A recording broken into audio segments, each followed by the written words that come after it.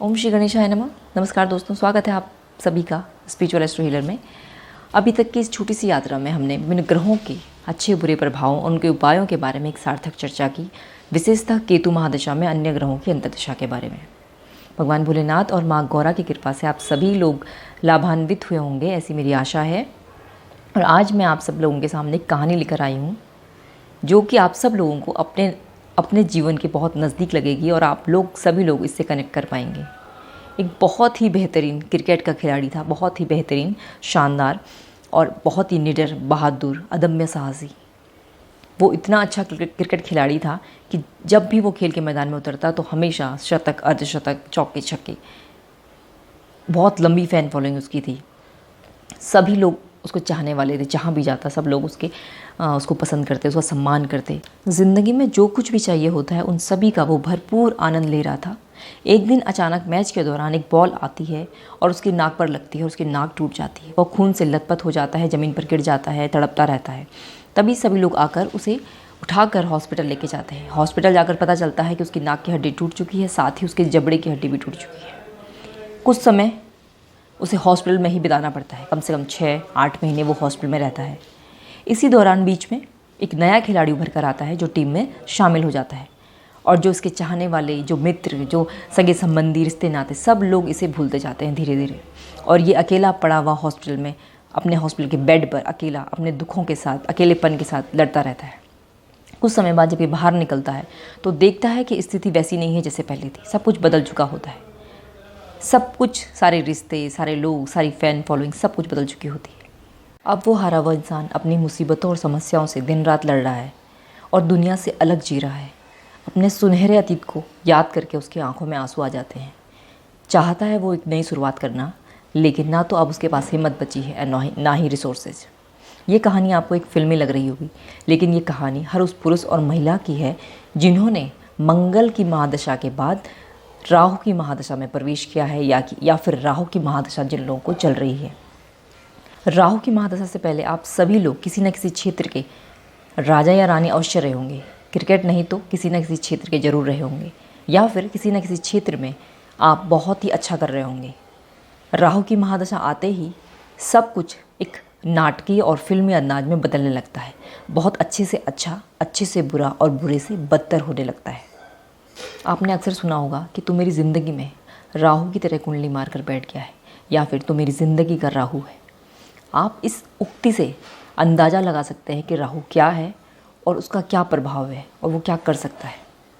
राहु धुआं है, छलावा है, भ्रम है। राहु का कोई अस्तित्व नहीं है, नकारात्मकता की प्रकाष्ठा है राहु। राहु का कोई अस्तित्व नहीं है। अस्तित्व विहीन होने के बाद भी राहु जीवन को सबसे ज़्यादा प्रभावित करता है। राहु एक काल्पनिक ग्रह है और अपनी महादशा और अंतर्दशा के दौरान व्यक्ति को सबसे ज़्यादा कष्ट, अवसाद, तनाव, दुख, दुर्घटनाएं देता है। राहु आपको कहीं का नहीं छोड़ता है। अपनी महादशा अंतर्दशा के दौरान राहु आपको सबसे ज़्यादा दुख, इतने कष्ट, इतना धोखा, आर्थिक, मानसिक, शारीरिक रूप से उत्पीड़न, बहुत ही कम व्यक्ति होंगे जो इसको झेल सकते हैं। अन्यथा व्यक्ति या तो इस दशा में आत्महत्या कर लेते हैं, या फिर पागल खाने चले जाते हैं, या फिर जेल को अपना आशियाना बना लेंगे, या फिर हॉस्पिटल को अपना दूसरा घर।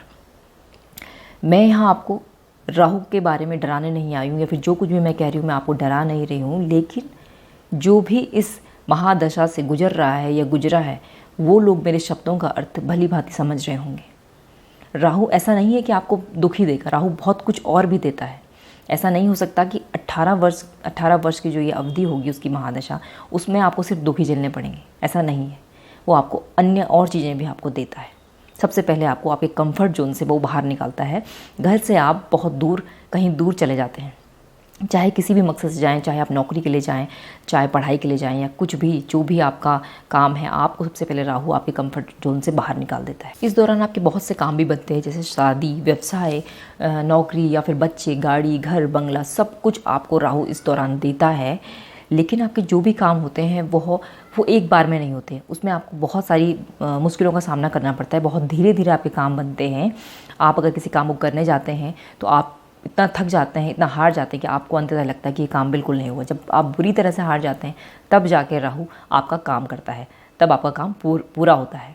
अर्थात राहु जो देता है वो अचानक से देता है, चाहे वो दुख हो चाहे सुख। इसको हम इस तरीके से समझते हैं जैसे कि अगर हम कहीं हमको जाना है, देहरादून से सपोज हमें मुंबई जाना है और हम रेलवे स्टेशन जाते हैं, टिकट हमें पहले नहीं मिलता है, फिर हम रेलवे स्टेशन जाते हैं, वहाँ हम टिकट लेने की कोशिश करते हैं लेकिन टिकट हमें फिर भी नहीं मिलता है।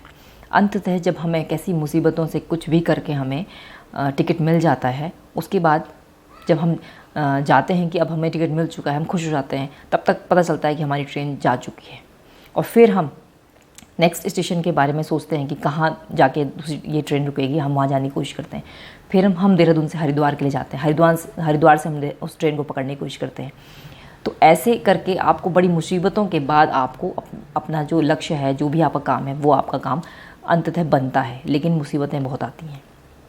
हमारे ज्योतिष ग्रंथों में लिखा है कि राहु अपनी महादशा के दौरान जो कुछ भी व्यक्ति को प्रदान करता है वो सब कुछ छीन सकता है। अगर आपने राहु को खुश नहीं रखा, या फिर आपने पूजा अर्चना में ध्यान नहीं लगाया, या फिर आपने उस दौरान ऐसे काम किए जो निषेध हैं, तो राहु आपसे उस सब कुछ छीन सकता है जो अपनी दशा में वो आपको प्रदान करता है। तो अगर आप चाहते हैं कि राहु जो कुछ भी आपको देता है वो आपसे न छीने, तो आप इन चीज़ों से दूर रहिए, जैसे मदिरा पान, सिगरेट पीना, धुआं और ड्रग्स इत्यादि।